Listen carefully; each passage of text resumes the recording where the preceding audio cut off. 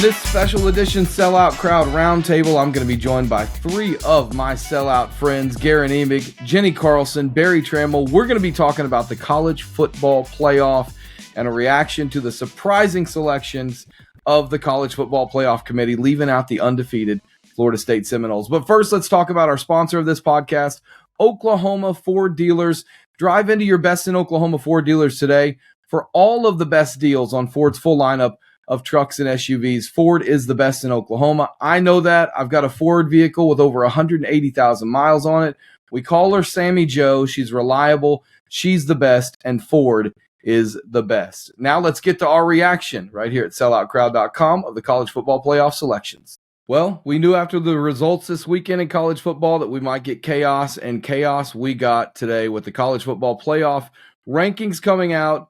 Michigan 1, Washington 2, Texas 3, Alabama 4, an undefeated ACC champion, Florida State, does not get in. I'm Todd Lisenbee, Barry Tramel, Jenni Carlson, Guerin Emig are all with me today. Guerin, let's start with you. What were your first thoughts when you saw the top four released today? Well, I was surprised that the committee went a place I didn't think it would in leaving out an undefeated Power 5 team. Felt bad for Jordan. I felt bad for Jordan Travis straight away. I mean, did you guys, I hope we all stayed with the selection show long enough to see the reaction shot in Tallahassee. That poor kid's right in the middle of it, right? He's got his foot up and all casted, and he looks down, essentially realizing that indirectly, and this is the shame of the decision from a Florida State standpoint, this is all his fault. He gets hurt, and that's essentially why Florida State's not playing for a shot at a national championship. So disappointed for Florida State for that reason. Having watched Texas dismantle Oklahoma State, I'm not going to argue that the Longhorns don't deserve a shot. Having seen Alabama beat Georgia, hard to argue that Alabama doesn't deserve a shot. I don't know what my fellow panelists think here, but to me, the real loser is the fact that we're still feeling the 4-team playoff. Yeah. And I've been anti-4-team since we got sick and tired of what I call cookie cutter CFP selections. Alabama and Clemson, of course, being most symbolic of that. Like 5 years ago, this should have been fixed 5 or 6 years ago. It wasn't. That was to the loss and the detriment of really the college football public, in my opinion, the fans. A chance to expand the fun and generate even more buzz over the course of a regular season has been lost, and now it's done real damage. I mean, it was all fun and games until today, and it was going to do damage regardless of who got left out, because we knew that someone who deserved a shot wasn't going to get a shot. There's always going to be somebody left out, right? I mean, even when you've got a 68-team NCAA basketball tournament field, there's always somebody that feels bad at the end of the day. So even in the expansion to 12 next year, there's going to be somebody left out. But I have to say, as they were revealing the teams, when they got to 3, I thought to myself, if Texas isn't in this spot, it's going to be a travesty. And there they were, and I'm glad they were, because you go to Alabama, you win in Tuscaloosa. Some people said, well, that was a long time ago. It was this season. If you go to Tuscaloosa and win by double digits, and no matter if it's the first game of the season or the last game, that matters. And I'm glad it mattered to the selection committee. I'm glad they put Texas at number 3. But then as they were revealing 4 and 5, I was not sure what was going to happen. I'm with Guerin. I think it's hard to have a Florida State team go undefeated in one of the Power 5 conferences and leave them out. They did everything that they could do. They could only win the 13 games in front of them. And I understand the quarterback situation. I feel terrible for Jordan Travis, but I also feel terrible for everybody else that was part of wins after he got hurt. They've got a fantastic defense that kept him in games. They have an offense that figured out a way to win games, and yet they find themselves undefeated and not having a chance to go play for a championship. To me, I just don't see how that is possible with the selection committee. I guess fundamentally I can understand it, but it's still really hard for me to wrap my head around. I just feel good because Batman has been defrocked. A week ago, I sat next to Guerin at the OSU Brigham Young game. It's 24-6 at halftime. BYU's dominating OSU. I'm making all the plans that go with OSU, not making it to Arlington, whatever. And he sits there and says, they're going to come back and win. Mike Gundy's got the magic fairy dust. Cowboys are going to rally.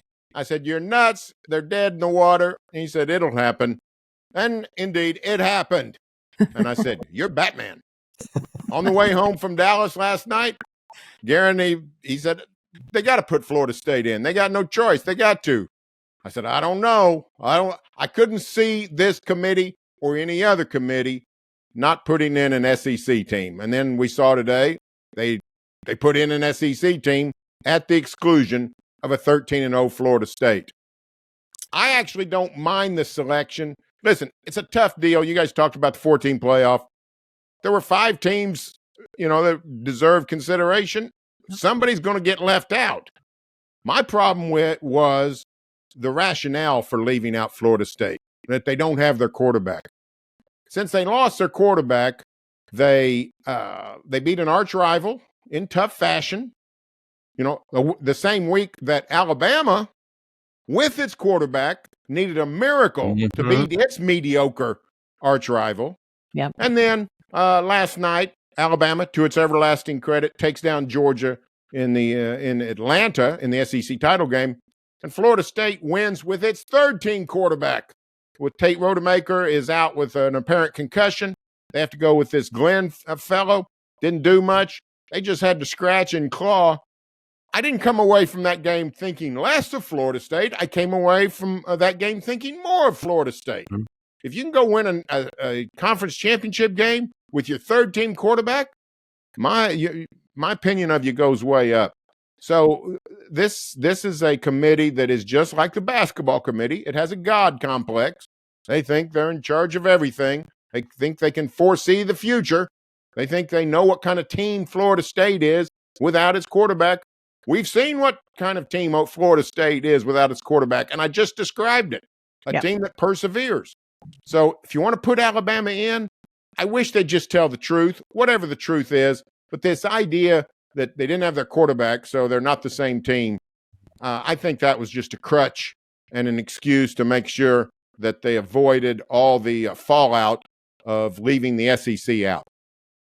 Well, and I'll just add to that, if the ACC was down and Florida State played nobody in non-conference play, it'd be a different conversation, right? But Florida State played LSU and Florida, 2 SEC schools in the non-conference. So that undefeated, even though it's with a different quarterback, I think should have been enough to hold up. Let's talk about Florida State, because one of the immediate reactions in this world we live in of realignment is, why doesn't Florida State just go get some money now, pay the exit fee, and get into the SEC? I know the 12-team playoff looks different next year, but let's start with you, Jenni. Does this further the narrative that Florida State needs to get into one of those power conferences? Well, I mean, obviously the ACC has, it was top heavy for a long time. Clemson obviously running roughshod, but Clemson had sort of established itself, even with, Florida State not as good and some other teams in the ACC not as good. They just established themselves as, such a powerhouse. It didn't matter if the ACC didn't have anybody that could really test them. So now, but truthfully, guys, I don't know if ACC was really what felled Florida State. I mean, I really don't. I mean, yes, they didn't play a really tough schedule when it comes to that ACC round of teams, but I think it's more about the quarterback situation. And maybe this does hasten what trigger they feel like they can pull. I don't know if one exists. It sounds like they've been looking for it and trying to pull it throughout the last few months and haven't been able to do it. So I don't know if it miraculously appears, but I think it's an interesting question. But obviously the 12-team playoff changes so much calculus moving forward, because next year they're easily in next year with 12 teams. So if you win your conference and you feel like you can be dominant in your conference and you're a power conference, I don't know if we can call it Power 5 anymore with the Pac-12 going away, but why wouldn't you stay? Why wouldn't you try to be the king of the conference and, punch your ticket year after year after year? I think that's a position Florida State's in. So I don't think they leave, but I mean, I think it's at least it's got to be a topic of conversation among the Seminole big boosters today. Yeah, let me say this about Florida State. There are a lot of blather about leaving the ACC. If they could leave the ACC, they would have left the ACC long ago. For one thing, they don't have an invitation anywhere else. And number two, they don't have the contractual attorneys to get them out of the grant of rights. They can't take the financial risk. So they got to ride this ACC thing out. So I think they clearly were penalized for being in the ACC, and maybe deservedly so. Alabama had a better schedule. And if you compare the two schedules of the teams, you end up with two outliers. And the two outliers are that Alabama lost to Texas and Alabama beat Georgia. Everything else between the two is pretty even. So, it just comes down to how do you feel about Alabama going 1-1 against super monsters. And I don't have a problem with Alabama getting it over Florida State in that regard.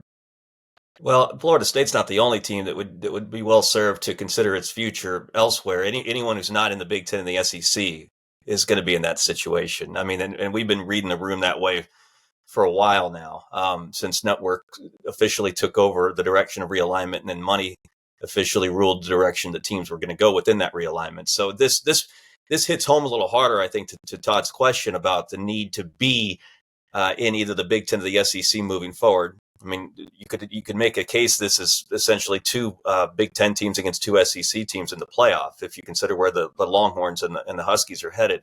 I want to circle back to Barry's point about 27-24 Alabama and Auburn just a week before yesterday's game. It feels like several weeks ago, but that was a week before the Tide beat the Bulldogs. They performed a miracle in Auburn and converted on 4th and however long to win 31. 4th and 31. And so if everyone's landing on, let's get the four best teams in the playoff, not the four most deserving even. Well, doesn't this really become the four best teams over the weekend? Yeah. Because this was 8 days ago. Alabama should have lost to Auburn. Texas, to start November, should have lost at home to Kansas State and could have lost the next week to TCU. This isn't the same TCU team that made the national championship game a year ago. It just goes to show that even when Bill Hancock, the CFP executive director, says, as he did a week ago, we need to be clear, this is the four best teams, not the four most deserved teams. Well, you could even spill water on the four best teams if you wanted to be selective about when these four teams were at their best. And so there's just a lot that's cloudy here. It's sort of always been cloudy to Barry's point about the God complex of the committee. And that's, again, why I go back to, well, if you have 12 and not 4, maybe they screw up less. If this is going to be the structure moving forward, at least we know we've got at least half the field, the 6 of the 12, if you want to draw a line down the middle, both not only deserved of a shot, but really 5 or 6 of the best teams in the 12-team field. Hey, Jenni, let me ask you and Guerin a question about what we talked about on the ride home last night. Did you really think it was possible this committee was not going to have an SEC team in the 4-team playoff? I mean, did you really think? To me, that's incomprehensible. I didn't think there was any way they would let that happen. The fallout would be so huge upon the sport, but also upon that committee. For all I know, we'd have a new committee next year if there was no SEC team in this 4-team field. Well, I mean, I think that when you think about it sort of on a very individual level, I mean, yeah, it's hard to think about the committee members, pulling that trigger. But I thought if they so often we've seen them value conference champions, obviously undefeated conference champions. It's been almost automatic that those teams have been in the field throughout the time that they've been overseeing this playoff. So I thought it was possible. But, we talk about, SEC and all this. I mean, I understand the power of the SEC, but to me, if you start digging down, I mean, like Guerin's talking about, with the Iron Bowl and Auburn, like Auburn's not any great, world beater. There are great teams in the SEC, Alabama, Georgia. But if you start going past those two, I mean, they're good, but they're not the caliber that, you're thinking, oh my gosh, everybody's Georgia in the SEC. So I think because of that, my thought is, Alabama had a great marquee win against Georgia. There's no doubt about that. But I felt like if you start looking at some of these other games, and especially 4 non-conference games, yes, they played Texas, but they lost to Texas. But then some of these non-conference games that are gimmies, they're layups in the SEC. At some point, I feel like you got to say, man, that's not even a game that there's no threat of losing that. There's no chance they lose that. So maybe they drill down. Maybe they say, you know what? We see a reason to go with Florida State. I realize the brand. I realize the power. But I think it's possible to see a way to say Florida State deserves it over Alabama, over Georgia to be in the playoff. Barry, I just want to add to that. I also think with what Jenni's saying, you can also throw your hands up and say, listen, Greg Sankey, I understand that you're upset, but you're going to get 3 or 4 teams in every year starting next year. I think that would be an easy way to get over leaving an SEC team out. In fact, it might even argue for why we need a 12-team playoff and make it a little bit more popular with some of those that don't like it right now. They would listen. If they had left the SEC out of this 14 playoff, there was not going to be any discussions. There was not going to be any opportunity for them to state their case. They were going to be water hosed down the Trinity River to whatever leads to the Mississippi and blown into the Gulf of Mexico. That's what was going to happen to this committee if they'd left the SEC out of this playoff. I just didn't see any way. If the SEC played its way out of the playoff, okay. But if there was any chance an SEC team could sneak into this playoff, it was going to happen because of the power structure of college football. If Auburn beats Alabama, Alabama still plays Georgia, right, for the SEC championship. Yeah. There would have been your avenue. If Auburn had played defense, right. If Auburn had played defense like it should have on the what they call it, gravedigger. Is that what Saban called the? I think that's right. Yeah. Yeah. No, Milroe called it that. Yeah. Yeah. If Auburn had defended that rationally, and Alabama had then turned around as a 2-loss team and taken out Georgia in the SEC championship, then the question becomes: does the committee keep Georgia in the playoff? And maybe they do. Maybe they do. I don't think they would have. Yeah, I think Florida State would have got in that case. Well, let me just throw this at you, and we'll start with you this time, Barry. Is Georgia the team that has a complaint here? If we're taking the 4 best teams, I watched Alabama, Georgia yesterday, and they're definitely one of the 4 best teams in college football. Georgia is? I think so. Which one are they better than in the top 4? Alabama. I think Texas. Texas beat Alabama. In September, they beat Alabama. Tuscaloosa. You got the right preposition, but you got the wrong word following it. Not in September, in Tuscaloosa. Go ahead, Guerin. No, but again, this mini discussion here, or argument, whatever we're going to call. That's I'm circling back to this weekend. These were the 4 best. This weekend, these were the 4 best teams, right? Yeah. I mean, we can do this every week. Were you going to call Alabama one of the 4 best teams the week before after their escape against Auburn? Were you going to call Texas one of the 4 best teams just a few weeks ago, November, when they should have lost to K-State in Austin, if not for Chris Kleiman's decision to eschew a field goal in overtime, or screwed around with TCU the next week? I mean, it's just right. I mean I don't want to. Here are 3 words I don't ever want to hear out of the mouth of anyone related to the committee after this season and how this finished this year. Body of work. That's a good one. I like it. Yep. I mean that starts with Florida State, right? The fact that 13-0 Florida State isn't in this thing completely dumps on body of work. Yeah. Now, I will say this. Jacko mentioned the ACC. I think in the end, the ACC sort of was the prime suspect in nailing Florida State, because Florida State played a good non-conference schedule, one of the better ones. They also had a conference schedule that included Boston College, Wake Forest, Syracuse, and Pitt, and even the mediocrity of the SEC in the middle is far superior to that. So I think in the end, Clemson had that same conference schedule for years, Yeah. Barry, and they dominated college football. no, you're Yeah. right, but they also didn't have the circumstances we had this year. No, you're right. They did win. And here's the thing to remember: this has actually happened now twice in 10 years, where the committee has ranked a one-loss team above an unbeaten Power Five.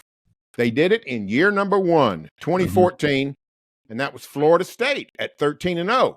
Now, Florida State got into the field. They were in the top 4. I think they were ranked 4th. But 1, 2, and 3, 2 of the 3 ahead of them had one loss. So they've done this before to Florida State and the ACC. They just haven't done it with the line of being in or out. Well, Texas, I would say, in piggybacking off, the ACC didn't do Florida State any favors. I don't see the Big 12 doing Texas any favors, and they lost a Big 12 game and are getting in. And that's kind of to my point, and I think you might be making the same point, Guerin. Everyone talks about Texas versus Alabama. Why doesn't the 9-game conference schedule difference matter as much as that one game? Yeah. And look, I'm not espousing the SEC conspiracy. I mean, Lord knows there's enough of that to go around without us contributing to it. But isn't it interesting that this is what's so? It's not that the ACC didn't help Florida State. There's no doubt about that. But I thought there would be a counterweight in the fact that Florida State's two most notable non-conference wins were against SEC programs. And I know Florida's not that great this year. LSU didn't turn out to be. They were 5, I think, when they played way back when. Yeah. They're not 5 now. They may have the Heisman Trophy winner at quarterback, but they're not the 5th ranked team in the country. I thought that would be a counterbalance to anything that hurt Florida State by playing in a watered down ACC this year. All right, last question for you guys, and you can pick either one of the 2 games or both of them, and we'll start with you, Guerin. What do you think of the matchups that we have? Texas-Washington is certainly interesting with Sark against his old club, and Alabama-Michigan, two programs that right now a lot of people that are college football fans love to hate, taking on each other in the first round. Yeah, you said it. Gosh, I was hoping the committee would keep out Michigan just to annoy Jim Harbaugh, but that was asking for way too much apparently. Yeah, no, the games are going to be great, and even as much as I've railed against the 4-team system, I still sat down and was transfixed by most of the semifinals over the time we've had a 4-team structure. These are going to be really, really good games. I recency bias, personal bias, since I sat and watched with my own eyes what Texas did to Oklahoma State yesterday. I think the Longhorns are in a pretty good spot. I really do. We'll see if there's any residue from Xavier Worthy getting knocked around on that play against OSU. But I hate to say this in Oklahoma, but I kind of think Texas has got a little juice to it. Does that mean that they've have anyone seen lines to these games yet? They put are there such Not thing? yet. Yeah, I don't think they'll be favored even in that game. But I again, given how they played yesterday over the weekend, and if they can, and we all know this from covering college football as long as we have. It feels like the postseason is like another. It's not a couple of weeks. It's several months, because there's such a different vibe to teams that leave a conference championship weekend and go into a bowl. But if Texas is able to maintain even most of its juice from how they looked at Jerry World yesterday, I sort of like their chances going forward. Here's the opening lines real quick. Michigan -2 and Texas -4 are the lines opening. Texas is favored. Okay. Mm-hmm. Interesting. It strikes me, guys, as I look at these 4 teams, that Washington is suddenly America's team. I mean, they're easily the most lovable team in this field of 4. I mean, who wants to cheer? Unless you're a fan of Michigan, you're not cheering for Jim Harbaugh. You're not cheering for the Wolverines. All the cheating scandal, Harbaugh missing 6 games because of things he did that deserved to be punished. So a lot of people are not in love with the Wolverines. Texas and, their fans can grate on you, just that superiority air that they carry around. And then obviously Alabama making the field in the first place over Florida State's going to make them a big enemy for a lot of people. And then just the overall, tradition and dynasty of the Crimson Tide. I don't think anybody's going to be pulling for Nick Saban. So to me, Washington is the team that if you're not a fan of any of these teams, you can easily pull for the Huskies. A rebuild job that has hit the accelerator in the last couple of years. They fire a coach a couple of years ago. Michael Penix, obviously, great story at quarterback, transferring and really carrying them. So the Pac-12 was really good this year. So the fact that the Huskies finish undefeated, win the league. I guess if you want to say they're part of the exodus that killed the Pac-12, okay. But compared to the rest of these teams, I got to think people will be pulling for the Huskies. But I'm with Guerin. I think Texas is in a great spot. I mean, I think both games, semifinals, are going to be really good matchups. I don't know if I'll make picks yet here. I don't feel like I have to, so nobody's here twisting my arm, so I'm not gonna. But I think both games will be really good matchups. I would say that the most underseeded team in this whole sordid affair is the Washington Huskies. They should have been number one. They've produced more this season than anybody else. Michigan's schedule comes down to about 3 games, 2 of which were against squads that really can't get out of its own way, and then Ohio State. Washington's played a much deeper schedule. I think Washington should have been seeded number one. I think they will have a really good chance to beat Texas. I think Texas is hot, but the other game is so fascinating.